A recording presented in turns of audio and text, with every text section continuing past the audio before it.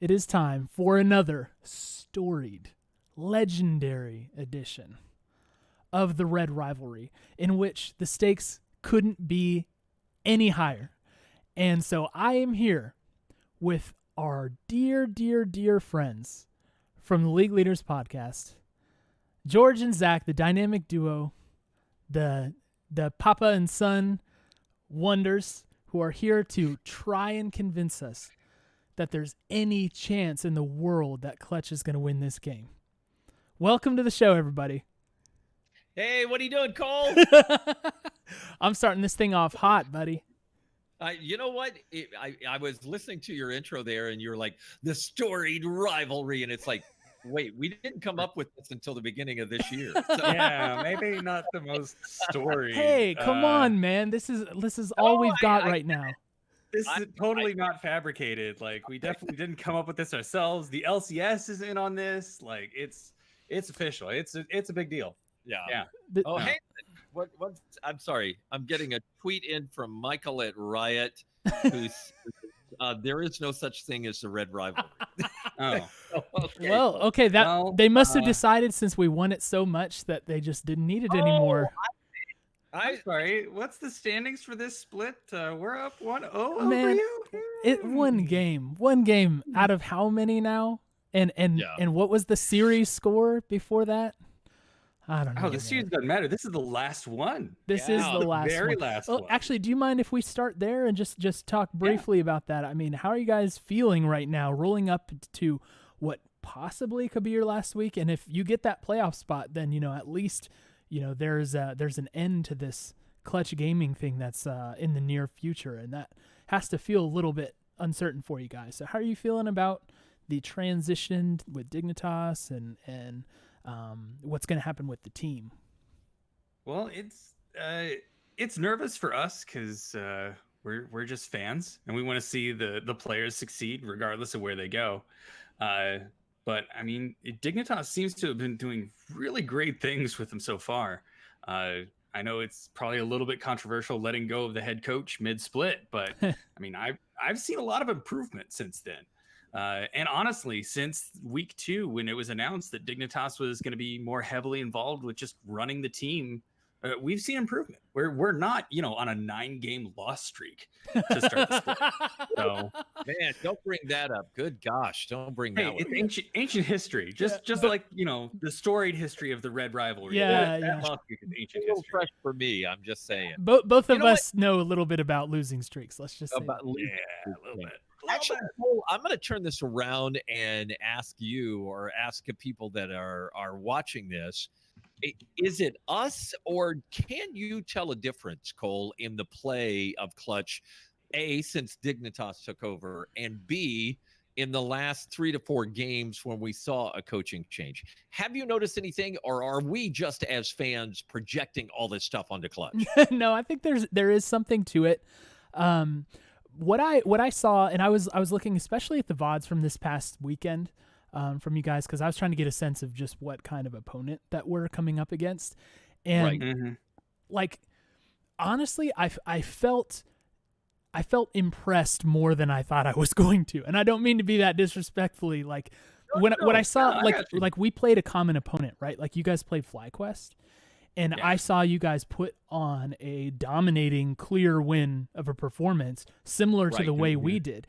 And so I was thinking, wow, there are like some real echoes of 100 Thieves with Clutch in the way that the changes they have made have resulted in a higher ceiling for the team.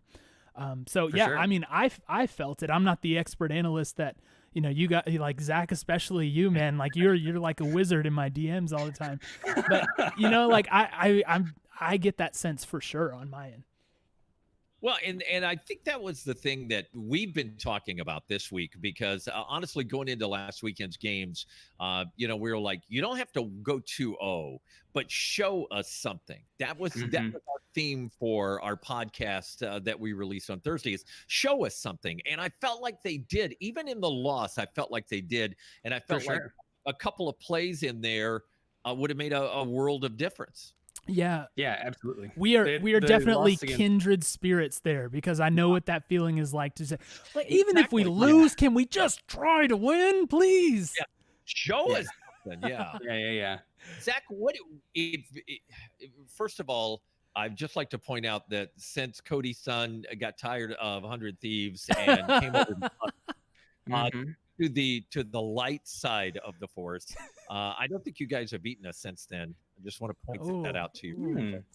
We've been winning a lot more with Cody's son too, and son magic kind of bombed at Worlds without Cody. So, well, at least we were there. True. You got there. You got there. But Zach, what did you see in the games this weekend that really gave you a little bit of hope to try to close out these? I mean, honestly, we're talking about like to be the last two spots in the playoffs, right? 100 Thieves in Clutch. So, what did you see from Clutch first of all, and then I want to ask the same question to Cole about 100 Thieves. Yeah, this weekend I definitely saw a lot more coordination, especially on Sunday after we had some I think there were just blips on the radar, kind of miscommunications, because there was a lot of split pushing against CLG that didn't go right for Clutch. Yeah. But I mean, after that Sunday, FlyQuest, we took care of business. We took them down, and that looked close in certain fights, but FlyQuest never got an objective at all. Like maybe they got Rift Herald and didn't use it properly, but they didn't get any dragons. They didn't get any towers at all from Clutch. And I think that's kind of the statement game. Even if your fights are a little bit messier, taking care of business, you're doing the work on the quiet side of things. And I think that's something that 100 Thieves may underestimate, because Clutch does like to make flashy plays, but getting stuff done in the background too. Cole, what about you? What are things that encourage you going into Red Rivalry weekend here? What are the things that encourage you? Because like you said, you guys kind of did some of the same stuff. You went through mid-season changes. You did some changing up, and it paid off immediately for you guys and has continued to. Yeah, and that was a big deal. Obviously, the roster changes, which honestly, the Fake God Ryu substitution, now it's been a while, right? That was week 3 that happened. And so we've gotten to see the team go through different levels of opponents and see them kind of morph over time. And they've kind of gelled into what they are now. Like, I think we have an idea of what this team is, and we have a good idea of what we're going to play like. Now, the thing that, I mean, I think there's merit to what Zach is saying about Clutch, because you guys have, it may be due to not having quite as much, quote, star power on your roster, that for some reason there's a definite perceived perception in the community, in my opinion, of 100 Thieves being at a higher level than Clutch, even though the current form of the teams looks awfully similar. Very close, yes. Yeah, and so that's something that I've had my eye on. So and I say that I'm gonna give you guys all credit. I'll trash talk you all day, but at the same time, like I don't think this is a matchup we take lightly. But for sure, the difference that I see is that we were able to find some new ceiling that we didn't have. Well, I mean, definitely not in spring, and not even earlier on this split. There's another gear that the team has and that we can sometimes kick up to. And we've seen it come through with a win against C9. TSM's form currently is a little debatable, but we did just blast TSM. And something that may be flying under the radar a little bit on our side is we had a very tough and close game against Team Liquid. So I think that we are capable of hitting on this really high gear. It's just a matter of if the players are going to get there, which I think is very likely. They're good and consistent, but also that we get into that position with the draft, which might be another topic. You know what? Here's the thing. We'll get into that in a second. The Liquid loss was the thing that really Zach and I talked about off our podcast that made us both go, whoa. That was a really good game. I know it went in the loss column, but that was one that did stand out to me. And it's one of those things where I think, like we talked about, just show us something. Show us that there's a possibility when you get there. And I got to throw this. I know we're talking trash to each other, but I think we're both playing A, for the playoffs, but B, for who gets TSM in the playoffs, because that's where I want to be. That's where I want to be. Yeah. Yeah, there's No, something for to be sure. said. Like that form of TSM is a little suspect. Like they didn't look like they had anything in the tank when they played us. And I do think that, we had a great game, but at the same time, it just didn't, it kind of felt like we were in training a little bit more than in an actual A game. little bit, yeah. We've had a couple of people in the comments say that they agree with us about Coach Clutch has been so much more dominant since he kicked 100 Thieves to the curb and came over with Clutch.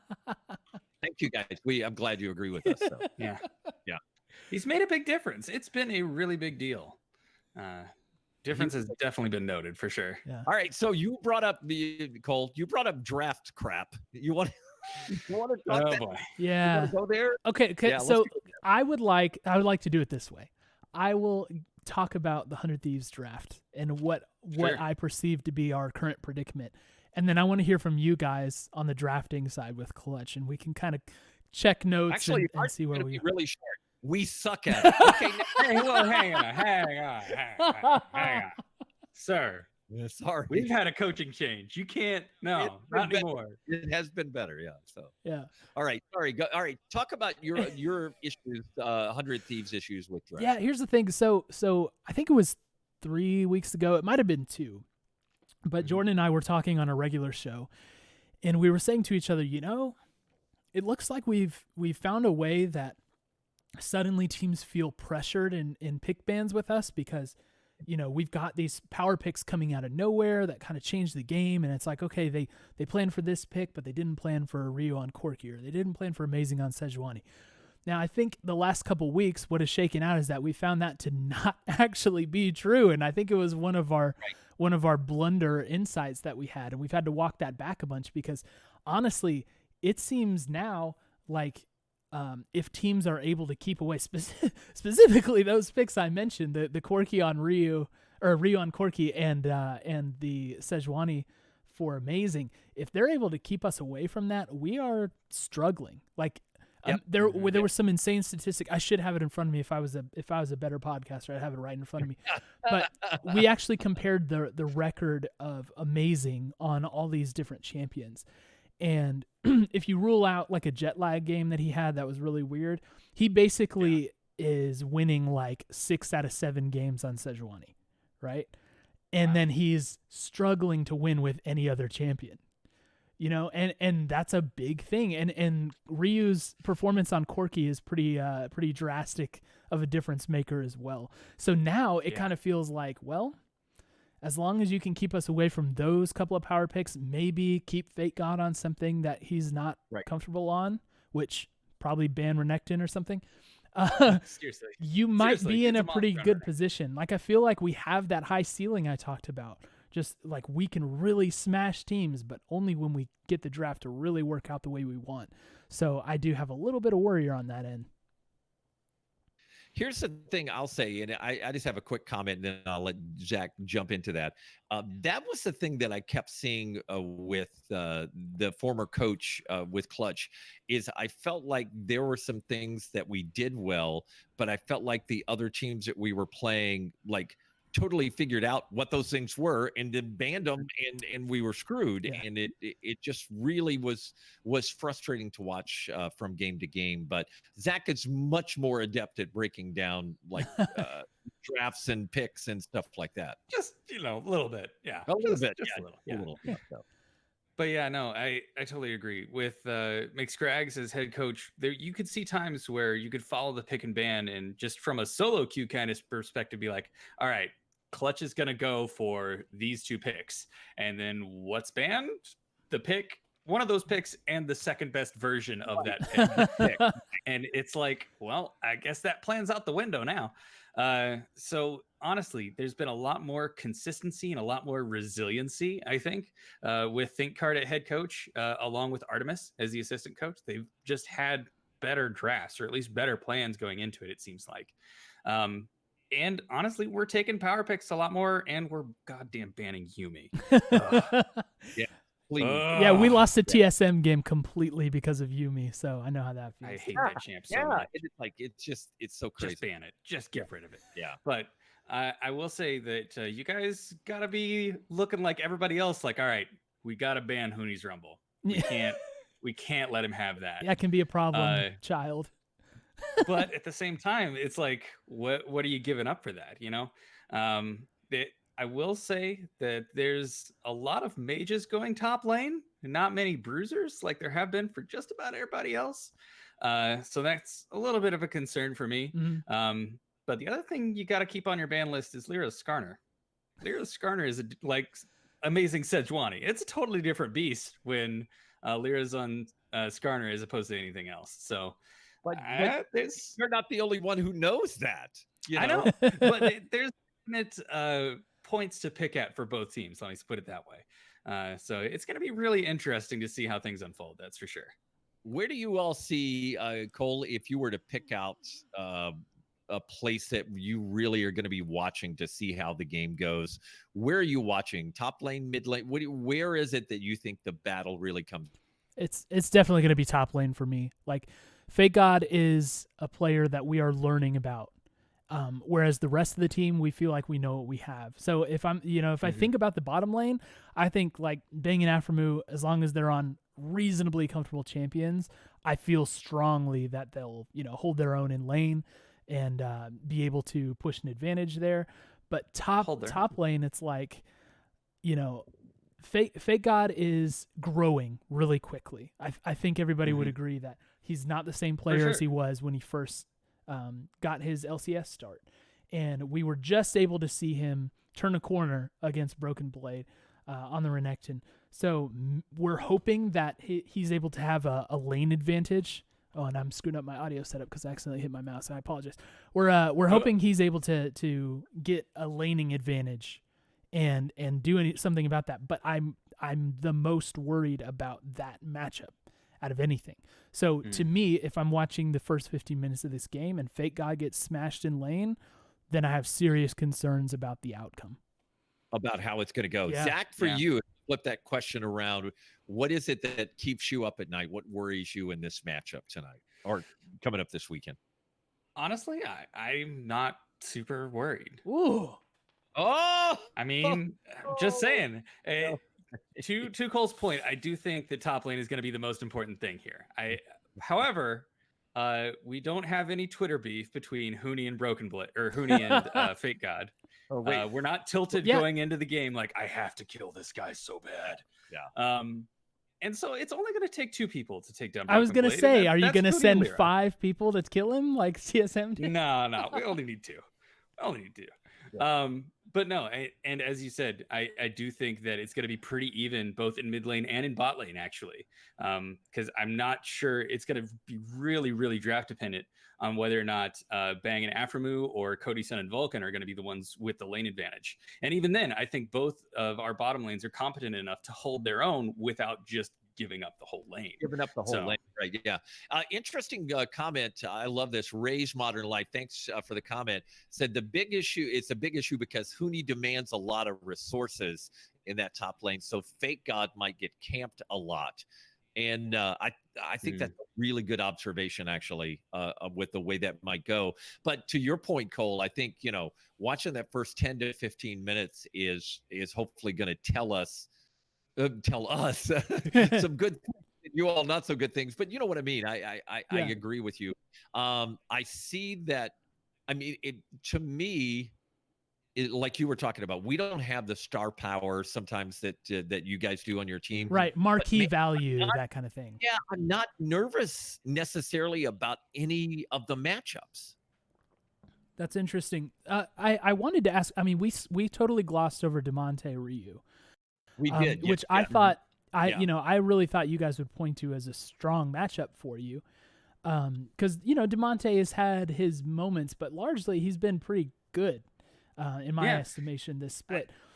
So I mean, I honestly think Ryu is a very undervalued player, and if you let him get on a Corki, he's going to wreck you. He's going to finish 6-0-2 like he has pretty much every time he's been on Corki. So you have to keep that away from him. And if you do, he'll have to play that bend not break role for us that we always talk about reluctantly. But I don't know. Ryu's like, I don't know what this guy has to do to get his respect. I mean, he's done so much for us, and even when we were in the heyday of 2018 glory of 100 Thieves, he never got the respect for being a great player. And so I don't know. I hope for your sakes you don't underestimate that matchup. Well, I'm definitely not. I kind of feel like DeMonte has been that way for us this year. You talked about that he's been pretty solid. I think he's been better than solid. And I think because he hasn't been blowing people out of the water, and maybe it was the same thing on your all side too, because they're not just absolutely blowing people out of the water. They don't have that play that makes the highlight reel or whatever. Right. They're not getting mentioned that much. But I feel like DeMonte's been better than just solid. Here's the thing, is that I honestly rate both Ryu and DeMonte pretty highly. I think they're at pretty much the same power level. I give them both, 7 out of 10 as their baseline. The thing that is, I didn't want to bring this up because I didn't really know how much it would matter, but I think that where DeMonte has an edge is that he bends upward. He has that 8 to 9 trajectory, whereas Ryu can fall below and have that 6 to 5 out of 10 instead. And so it's just, I know they have the same baseline, but I think they bend opposite ways. So, but here's the thing: you say Ryu is like he's a 7 out of 10, Ben's a 6 out of 10. I'm thinking Ryu's over 9,000. This dude, his ceiling is crazy. When you get him on a champion, he knows. You know what I mean? So, so it's just so pick dependent. I have to point that out. And as Chad is pointing out, Ryu's got this Victor pocket pick hanging around that people have maybe forgotten about. He has been smashing on Victor. So if that happens and that pick comes out, I think you can already write the RIP on your tombstone because Ryu is going to pop off. We'll see. Well, I do have to take a second here and just say, in spite of all the smack talk, our match is not like do or die for either team. Because let's shut your mouth. It is do or die. I want to go 2-0 against these guys. I mean, yeah, so do I. But I'm just saying that at the end of the day, Optic is probably going to go 0-2. We're going to make sure Golden Guardians go 0-2. So that leaves both 100 Thieves and Clutch. If they just pick up one win, either one of us. Take no prisoner. Kiss my ass, 100 Thieves. Sorry. All right. No. I was holding the olive branch here, and Dad just comes down with a bolt of lightning. Hey, you know what? It's okay for George to do that because I actually disagree. So you guys have the easier opponents in aggregate, right? So you've got us and you've got Golden Guardians. Okay, right, for sure. We have Golden Guardians, though, man, like.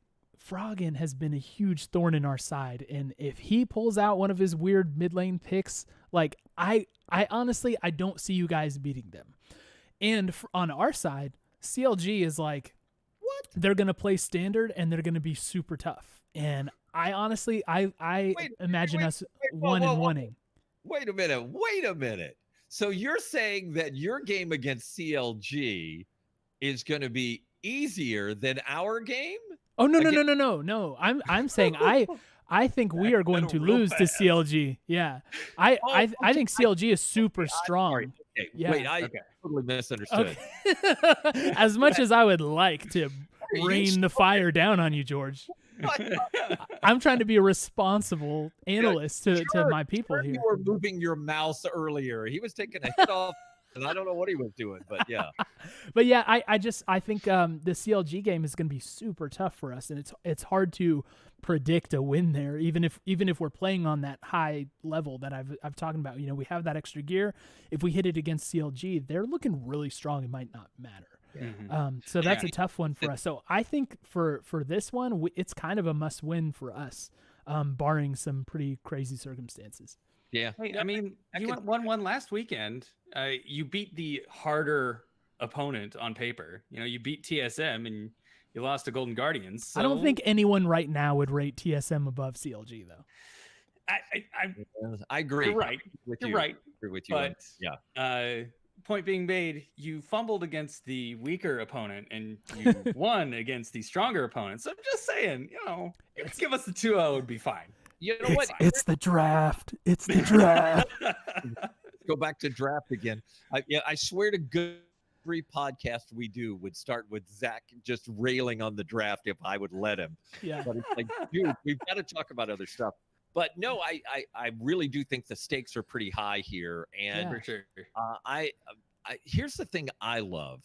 And Zach and I talked about this on the podcast. How cool is it to be in this position after the spring split and after everything that went on there? How cool is it for both of our teams to be in a position where it's the last weekend of the split?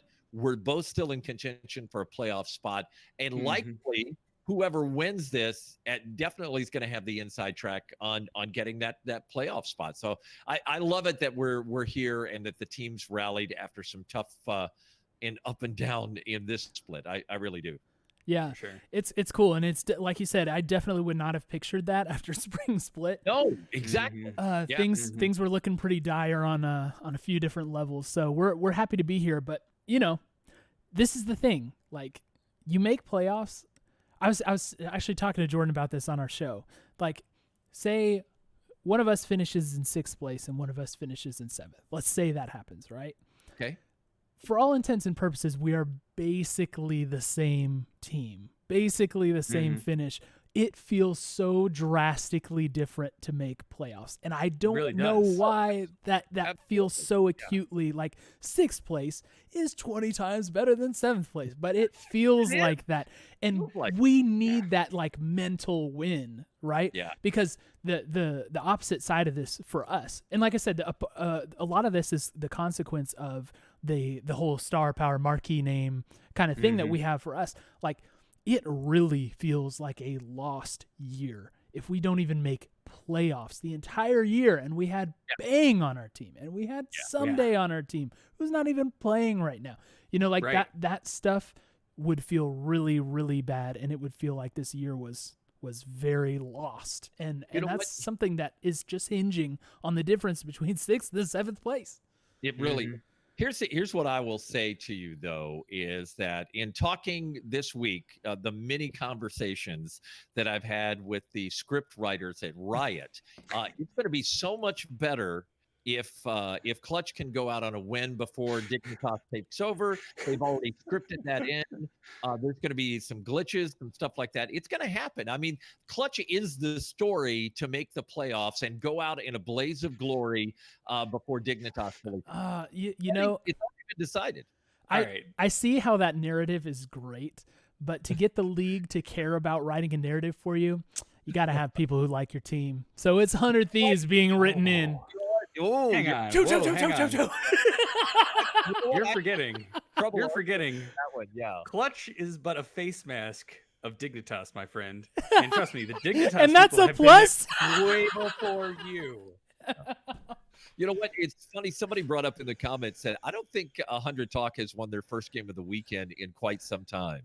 That would be interesting to look back on, to see if there is something like, it's like everybody always looks at stats and everything like that, but something that simple, that the first game of the weekend a team always loses, that goes back to just like a little mental preparation. So I don't know. That's an interesting comment. I'll have to look on that. I know. I'm super curious about this. This thought never really occurred to us. So I'm sitting here. That was a really good thought in the comments. By the way, thank you guys. We're getting a bunch of comments in here. Say when Dig takes over, there won't be a red rivalry anymore. Yeah. We'll have to find something else to call. We'll figure out something. But what are the colors anyway? Jordan said it was like a ghostly yellow. It's black and gold.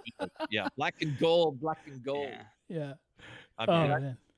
Do a rap song. Sorry. Well, there's a bit of a lull here.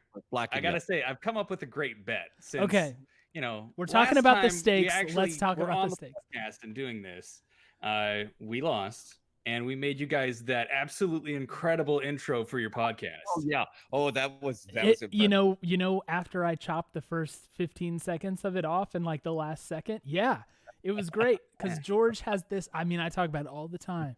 His beautiful, rich voice, just 100 talks spilling out of his mouth. It was a wonderful thing, man. I'm so happy to get that win. Let me just say, it'd be boring to do the same thing over again. So, because Cole, I have played with you many, many times on Rec League, and you absolutely hate spending money on League of Legends. And my dad hates spending money in general. I have a bet for you guys that the loser has to buy jerseys of the other team and wear them as soon as they get them on a live podcast. Oh. Hey, no, hey, it's a win-win, guys. Because, Dad, I gotta say, 100 Thieves has some great jerseys. And Cole, Cole, demonstrate. Clutch Gaming, they're about to be limited edition, my friend. They're about to be limited edition. Yeah, the resale market's going to be insane. Exactly. Are they about to be limited edition, or are they about to be at Goodwill? Wow, it was his own team. Why and are he you said putting that. our own team? No, it's question, right? Okay, look, I got to say, so first of all right, I'm in for this bet. All right. I would like to add a little extra something to it, okay? Uh-oh. And this is my proposal. I propose that in addition to the jersey bet, if 100 Thieves wins, we have to arrange for George to come on Rec League and play. Oh my God! No! Yes! No! Yes! No! Yes! I'll do that too. Yes! Don't have yes! a mouth. That's what I'm talking Trying to about, play on a George. trackpad. Hey, no. Look, Zach. You carry me every week in Rec League. Yeah, and you're 10 all right. times lighter than I've my got dad. I've got no reason to believe you can't do the same for your dad. I have many reasons Look, to believe. Look, when our powers combine, we can combine and carry this man. And I get to play Yumi. No. Yeah, God, he no. could be Yumi and just latch on for the whole game. Yeah. By the way, that's Backdoor Debbie. Thank you for the comment. That's a great one. Yeah, I get to play Yumi. Oh, no. Yes. No, Debbie, why? All right, look, it has been said. The bet has been made. George Yes. has agreed. Zach is embarrassed, but it doesn't even matter. Let it be. So. Yes, that's right. All right. I'm down, Well, fellas. It looks like all this right. is the move. I got a 20. Okay. That's all I got in my wallet. They cost more That than 20 will buy you like 1/10 of a 100 Thieves jersey. I get like one of the neckerchiefs. Do you have any of those? Ascots? Ooh, Are yeah. you gonna go Fred from Scooby-Doo? 100 Thieves ascot. I mean, I would have to buy it, of course. Of course, yeah. I mean, yeah. you're contractually obligated to buy everything. That's right. from us. I'm deep into this thing, fellas. There's nothing I can do. No way out. Oh goodness. Face Modern Life says Zach looks like he's in physical pain right now at the thought of his dad playing Rec League. Yeah, I kind of am. Yeah, I kind of hey, am. that's half the show is getting him in physical pain. So. Oh yeah. You know what? Good point. Good point. Oh goodness. Okay, All right. so Good stuff. All right. Jersey bet and Rec League bet. It's on, baby. it is It's on. on. You heard it here. Red Rivalry. It's going to be explosive. We kind of care about the playoff spot, but we mostly care about getting George on Rec League. And I look forward to seeing you on the Rift. So, George, I would challenge you, if you haven't already, to go ahead and make your account and go through the tutorial so you can be ready to play. So Hey, who knows? Maybe Zach will even level you up so you can get Flash. Oh. Or we're going to play with Flashless George. I mean, if he's on Yumi, he doesn't need it. But Okay, fair enough. he's got to also earn enough points to buy Yumi. So I don't see the need. By the way, MJ 15, thank you. 100 Thieves has 2 wins and 6 losses on Saturdays. Just saying. It's a week. Oh, It's a I'm weekday sorry. for us because we can't always play Clutch Gaming on Saturday. I have to. Super Ninja Penguin, no, I will not force Cole to drink coconut Red Bull. I would never do See, that. now, Zach, I you are a am true a friend. person. You are a true I am friend. a kind person. I am not evil. Nobody should be subjected to that kind of torture. Red Bulls. Yeah. You know what he should have to drink is like, what is the drink for all the girls now? The White Claw. You have to drink the seltzer, the hard seltzer. That's what it is. That's the drink we have to do. Oh no. Yeah, I'm not sure I can sign myself up for that one, George. With Cole with a white claw in his hand. George, you know? I have my limits, good sir. I have my limits.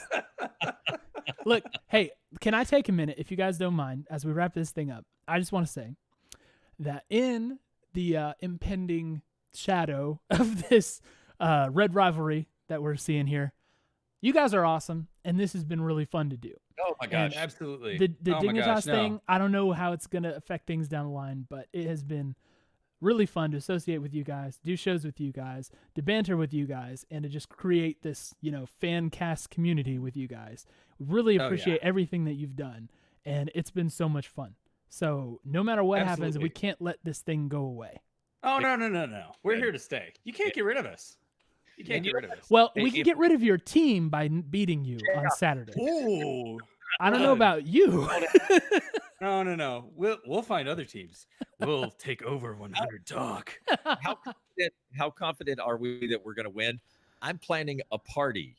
Not even kidding. I'm planning a party Saturday night already. So wow. Well, that is so kind of you to throw me a party. I mean, yeah. Well, yeah, because it's a party for me. We're gonna win. No. Like, he's planned this party and not invited me. That's how confident he is. We're going to something. What is it? The Gen Con? Gen Con? Yeah. Is it? I see how it is. You're planning multiple parties this weekend. Yeah. I see. Because you've already got my brother's graduation. Hey, You're fellas, easy. We don't need any father-son drama on the show here. You know you love this. This is actually what we do the show for, the clickbaity things, like dad and son have knockdown drag-out fight on stream while awkward person looks on. Cole commentates. I love Give us the play-by-play. The Zach Olt comes out and George is stunned. I like Super Ninja Penguin says, let's immediately devalue Dignitas stock, knocking them out of the playoffs. Thanks. Yeah. Yikes. That guy, Super Ninja Penguin, is a very valued member of our Twitch chat, and that's exactly why. He's been fantastic, man. Yeah, he's good. Yeah, so thank you. All right. No, it's fun. And listen, thank you guys, too, because when we first did the crosstalk with you guys, what you all have done and what you've built on your side with your organization and absolutely terrific. So we value the friendship. We value that most of all, but also we are impressed with what you and Jordan have been able to build there. And I was going to talk crap about Jordan not being on tonight and how he was afraid of us and, he's of the team and all that stuff. But then I found out that his baby's only 2 weeks old and they had kind of a rough night of sleep last night. So Jordan, you get a pass this time. He gets a pass in the name of Cream Hoodie Wicker, his beautiful baby boy. And also, I'll point out that I'm on this podcast 1v2ing. That's true, and you're holding. That's own. Right, and I held my own. I have been taking totally. It easy on you. So. Oh no, it's not that at all, man. I'm just saying. So yeah. All right. Now you see why I don't want Dad on Rec League. He's useless as a 2v1 partner. This is going to be the best thing ever when we beat you and he comes on Rec League. But we have to get through this game first. We think we're going to win. They think they're going to win. Who's right? We are. But we'll get the proof on Saturday. So thank you, everybody. Follow Zach and George on Twitter. The links are in our little YouTube description below. They're there right now. League Leaders at League_Leaders1 on Twitter. George is at G Lindsay. That's SEY Lindsay 1003, and Zach you can never at trust Z the Lindsay 01. Yeah, that's right. That's a different. The SAY Lindsays are just follow these dudes now, right quick. Cole absorbing pressure better than fake God. Woo! That's what I was born to do. That's what I was born to do. That's right. All right, Cole. Red Rivalry. This is going to be a good one, fellas. We look forward to it. Okay. All right. Miss you and love you.